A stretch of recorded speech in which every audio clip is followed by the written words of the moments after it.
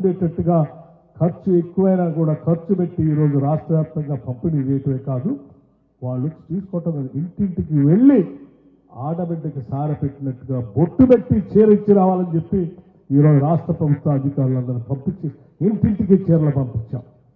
ఈరోజు ఎక్కడ పోయినా మహిళలు ఆ చీరలు కట్టుకొని స్వాగతం పలుకుతా ఉంటే నిజంగా అంతకంటే కావాల్సిన ఆనందం ఏముందన్నటువంటి తృప్తి ఈరోజు రాష్ట్ర ప్రభుత్వం ఉందని కూడా ఈ సందర్భంగా మీకు మనం చేస్తాం.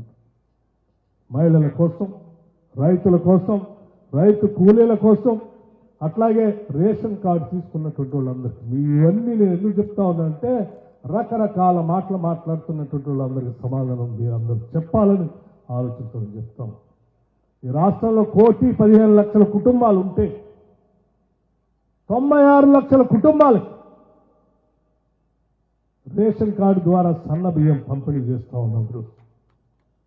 ప్రతి ఇంటికి ఒక్కొక్క మనిషికి 6 కేజీల లెక్క కట్టి మార్కెట్లో 50 రూపాయలు 55 రూపాయలు బియ్యం ఉంటే సన్న బియ్యం ఇవాళ ఉచితంగా 6 కేజీలు ఒక్కొక్కరు లెక్క కట్టి ప్రతి కుటుంబంలో ఇవాళ ఉన్నటువంటి సభ్యుల సంఖ్య ప్రకారం సన్న బియ్యం పంపిణీ చేస్తూ ఉన్నాం. రైతాంగం పండించిన పంటకి మద్దతు ధర ఇవ్వటమే కాదు, ఇవాళ 500 రూపాయలు బోనస్ కూడా చెల్లించి ఇవాళ రైతులు గర్వంగా బతికే పరిస్థితి తీసుకువచ్చాం. ఇవన్నీ కూడా ఈ రాష్ట్రంలో ఉన్నటువంటి ప్రజల అభివృద్ధి కోసం, అభ్యున్నతి కోసం చేస్తున్నటువంటి కార్యక్రమాలని చెప్పి మీ అందరికీ నేను సవినయంగా మనవి చేస్తూ, భవిష్యత్తులో కూడా ఈ రాష్ట్రంలో సంపదని పెంచుతాం, పెంచిన సంపదని ప్రజలకి పంచుతాం. గద్దల్ని, డేగల్ని, రాబందుల్ని ఎవరిని దరిదాపులు కూడా రానివ్వము, ఉన్నంతకాలం అడ్డుకుంటామని కూడా ఈ సందర్భంగా మీ అందరికీ మనవి చేస్తూ ముగిస్తా ఉన్నాను. నమస్కారం. జై హింద్. Thank you.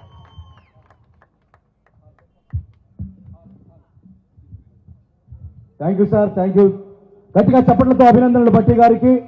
సబ్బండ వర్ణాల సంక్షేమమే మా లక్ష్యం అంటూ సుదీర్ఘ ప్రసంగాన్ని అందించిన డిప్యూటీ సీఎం భట్టి విక్రమార్క గారికి ధన్యవాదాలు తెలియజేస్తూ, అందరికీ ఒక గమనిక, రేపు దెందుకూరులో భట్టి గారి ఆధ్వర్యంలో డయాబెటిక్ పేషెంట్స్ కి ప్రత్యేక వైద్య శిబిరాన్ని సివినటులు కృష్ణంరాజు గారి ట్రస్ట్ ద్వారా ఉదయం 9 గంటల నుంచి 4 గంటల వరకు విదేశీ వైద్యులు విచ్చేస్తా ఉన్నారు గారి.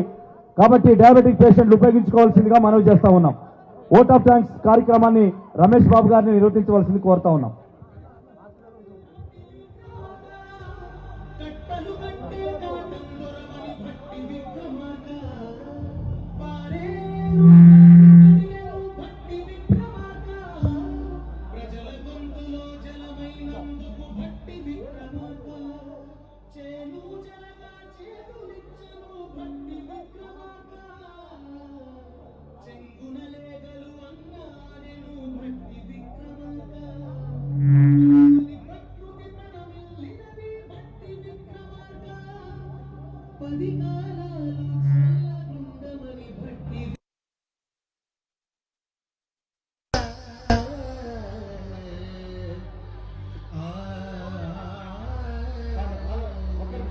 ఈ కార్యక్రమానికి విచ్చేసి ముఖ్య అతిథిగా విచ్చేసి కార్యక్రమంలో ప్రసంగించినందుకు భట్టి విక్రమార్క గారికి, ప్రజా ప్రతినిధులకు, జిల్లా కలెక్టర్ గారికి, గ్రామ సర్పంచులకు, ప్రతి ఒక్కరికి, ఇరిగేషన్ డిపార్ట్మెంట్ తరఫున ప్రతి ఒక్కరికి పేరు పేరున ధన్యవాదాలు తెలియజేస్తున్నామండి.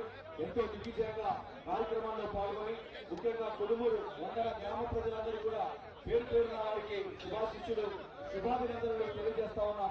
ఈ కార్యక్రమాన్ని ఇంత పెద్ద ఎత్తున దిగ్విజయం చేసినందుకు, ఘన విజయం చేసినందుకు ఇరిగేషన్ డిపార్ట్మెంట్ తరఫున ప్రత్యేక ధన్యవాదాలు తెలియజేస్తూ కార్యక్రమాన్ని ముగిస్తున్నాం.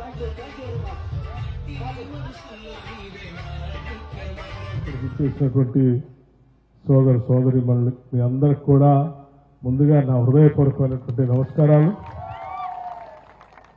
అట్లాగే మీ అందరికీ నూతన సంవత్సర సంక్రాంతి శుభాకాంక్షలు కూడా తెలియజేస్తా ఉన్నాం. ఈరోజు వందనం గ్రామంలో కొనుగోలు వందనం ఎత్తిపోతల పథకానికి సంబంధించి ఫేజ్ 2 దాదాపు 35 కోట్ల రూపాయలతో ఈ లిఫ్ట్ ఇరిగేషన్ కార్యక్రమానికి ఈరోజు భూమి పూజ చేసుకొని పనులు మొదలుపెట్టే కార్యక్రమానికి నాంది పలికాం. కొదుమూరు వందనాలు గ్రామాలకు సంబంధించి ఇప్పటికే ఫేజ్ 1లో 2500 ఎకరాలకి నీళ్ళిచ్చే కార్యక్రమాన్ని ఆ రోజుల్లోనే మనం పూర్తి చేసుకున్నాం. బహుశా 2013-14లో ఈ ప్రాజెక్ట్ని శాంక్షన్ చేసుకొని పనులు పూర్తి చేసి ఆనాడు సరే పెద్దలు మిత్రులు అందరూ మాట్లాడినట్టుగా చింతకాని మండలంలో చుట్టూ నాగార్జున సాగర్ నీళ్లు ప్రవహిస్తున్నప్పటికీ ఈ కొదుమూరు వందల గ్రామాలకు సంబంధించి నీళ్లు రాకపోవటం వల్ల ఈ ప్రాంత రైతాంగం చాలా ఇబ్బందులు పడుతున్న సంగతిని నేను ఇక్కడ శాసనసభ్యుడిగా పోటీ చేయడానికి వచ్చినప్పుడు నా దృష్టికి తీసుకొచ్చాను. నేను వాళ్ళందరికీ మాట ఇచ్చాను ఆ రోజు. ఈ గ్రామానికి 2009లో నేను ప్రచారం చేయటానికి వస్తే కొదుమూరు కానీ వందనం కానీ ఇక్కడ ప్రచార కార్యక్రమాలకి అవకాశం లేదు, మీరు సమయం వృధా చేసుకోవద్దని చెప్పారు. నేను ఆలోచన చేశాను, సమయం వృధా చేసుకోవద్దు అని అంటే వాళ్ళకు కూడా ఏదో కారణం ఉండి ఉంటుంది.